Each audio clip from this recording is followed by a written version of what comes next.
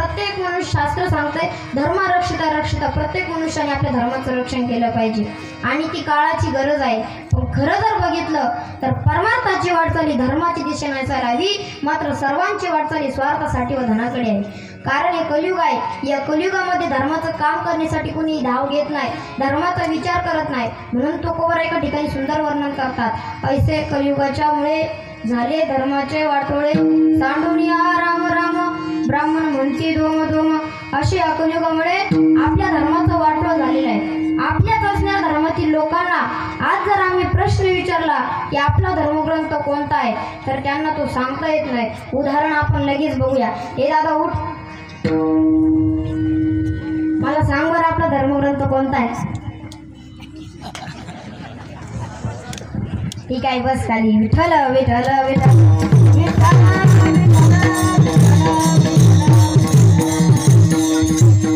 कारण हे शिकवणारा वारकरी संप्रदाय आहे. खरं तर आमचा तरुण या वारकरी संप्रदायामध्ये जर आला तर या वारकरी संप्रदायाची शोभा वाढेल. आणि हेच कार्य करणारे आमचे वेदशास्त्र संपन्न योगीराज कृष्णानंद स्वामी ग्रुप बाजीराव स्वामी वारकरी शिक्षण संस्था सर्व गुरुवारी महाराज करतात व सर्व कार्यकारी मंडळ करतात.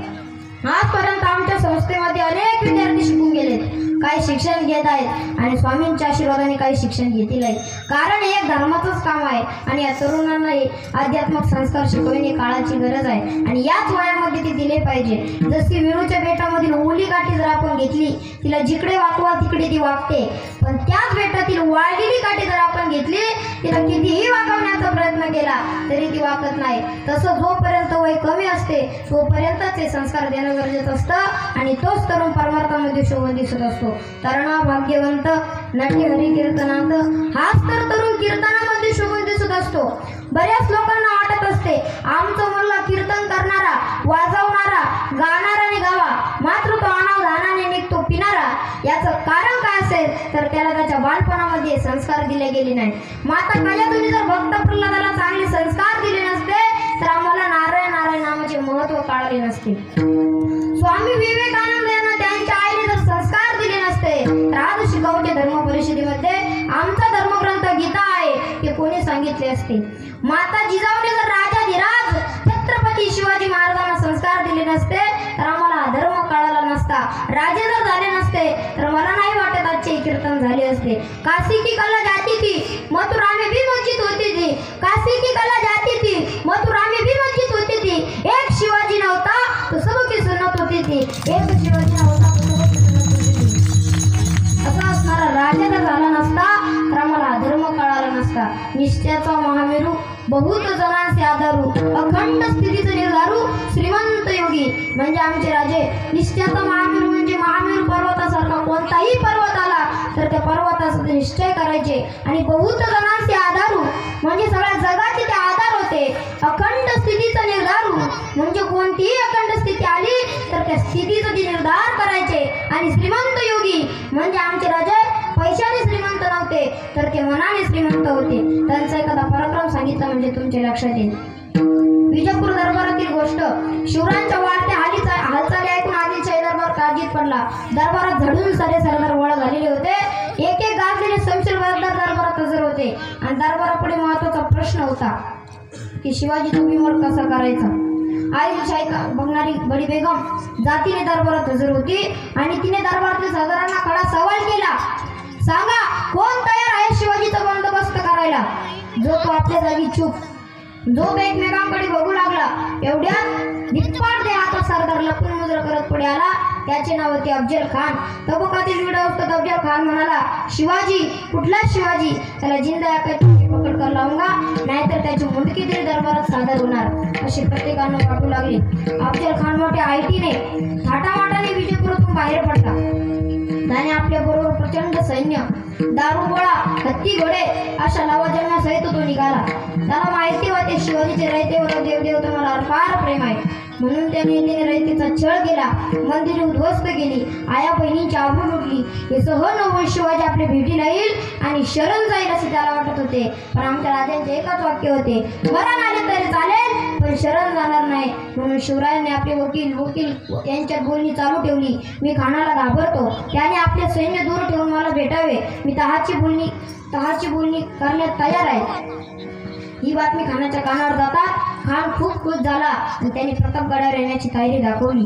मोत्यांनी किमती वस्तूंनी शामियाना सजवला गेला. आपण दागोबाज खानाला भेटतो ही जाणीव ठेवून महाराजांनी अंगामध्ये चिलखत घातले. उपयोगी पडतात जिरेटो, शिरस्त्राण आणि हातामध्ये वाघनती लपवली. अशी आमच्या राजांची तयारी झाली. मंदपणे धीरदत्त पावले टाकत राजे खानाजवळ गेले आणि किरकोळ अंगाच्या राजांना पाहून खान म्हणतो कसा, आओ शिवाजी आओ, हमारे गले लग जाओ. आणि त्याने अलिंगनासाठी हात पसरले.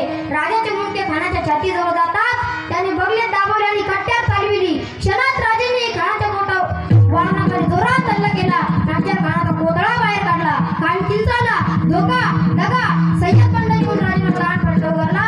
तो वार जीवा महालाने दिला. म्हणून तर आज म्हणतात होता जीवा म्हणून वाचला शिवा.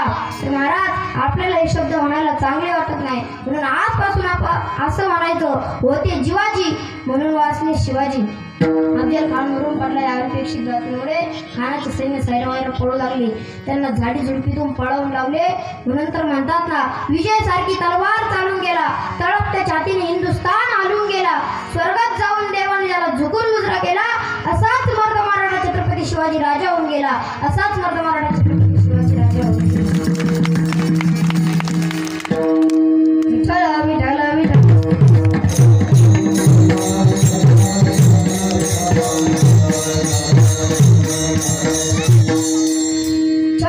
सक्तीचे बळ असणारे, त्र म्हणजे त्रस्त मुलांना करणारे, प म्हणजे परत न फिरणारे, ती म्हणजे तिन्ही जगात गाजणारे, शी म्हणजे शिस्तप्रिय, वा म्हणजे वाणीच तेज, जी म्हणजे जिजाऊंचे पुत्र, म म्हणजे महाराष्ट्राची शान, हा म्हणजे हार न मानणारे, रा म्हणजे राजाचे हिंद चिंतक, ज म्हणजे जनतेचा राजा. असे असणारे आमचे छत्रपती शिवाजी महाराज होऊन गेले. त्यांनी आपल्या जीवनामध्ये धर्माची जोपासना केली व एक तरुण कसा असतो ते त्यांनी दाखवून दिले. म्हणून तरुणांची ताकद ही फार मोठी असते. म्हणून मायबापांनो आपल्या सुद्धा तरुणांना संस्कार देणं गरजेचं आहे. जेव्हा आपण त्यांना चांगल्या प्रकारचे संस्कार देऊ तेव्हा ते धर्माची जोपासना करतील. नाही कारण हे कलियुग आहे. कलियुगाची महती सांगत असताना नाथ महाराज सांगतात, ऐका कलियुगाची थोरी, पुत्र तो होईल दादा पित्याचा वैरी, ब्रदार सोडून घरोघरी फिरतील नारी, आज ऐसा शकून ऐका दादा निर्धारी, पृथ्वीमध्ये दादा एक अद्भुत होईल, बहीण भावांचा दोघा जणांचा विवाह लागेल, 5 वर्षाची कन्या दादा व्रतार मागेन, 6 वर्षाची कन्या दादा गर्भीन राहीन, निर्गुण निराकार दादा माहूर माझे गाव, शकून सांग वय आले हवय माझे नाव. असं असणार शकून महाराज सांगतात. अनेक संतांनी याचं वर्णन केलेलं आहे. ऐका कलीचे महिमा, असत्यासिर दले जन, पापे देती अनुमोदन करती हेलन संतांचे. अशी ही कलियुगाची महिमा संतांनी सांगितली. म्हणून आपण धर्माच्या कामासाठी तत्परतेने जाग झालं पाहिजे व नामस्मरण केलं पाहिजे. कारण आपण बघितलं 2020 मध्ये एक महाभयंकर महामारी महाराष्ट्रावरती नाही तर या संपूर्ण विश्वामध्ये येऊन गेली. तिचं नाव होतं कोरोना. आपलं भाग्य आहे की आपली त्यातून सुटका झाली. आपल्या जवळचे मोठे मोठे पैशावाले धनसंपत्तीवाले आपल्या जवळची निघून गेले, पण आपलं काहीतरी भाग्य आहे की आपली त्यातून सुटका झाली. म्हणून आपण उरलेलं आयुष्य त्या भगवान पांडुरंग परमात्म्याच्या चरणी समर्पित केलं पाहिजे व तो नामाचं बीज वाढवलं पाहिजे. आमच्या जगद्गुरु तुकोबरांना हे कळालं म्हणून त्यांनी नामस्मरण केलं व आपल्याला आजचे घेतलेल्या अभंगाच्या दुसऱ्या चरणात सांगितलं की आम्ही सुद्धा हेच धर्माचं काम करू.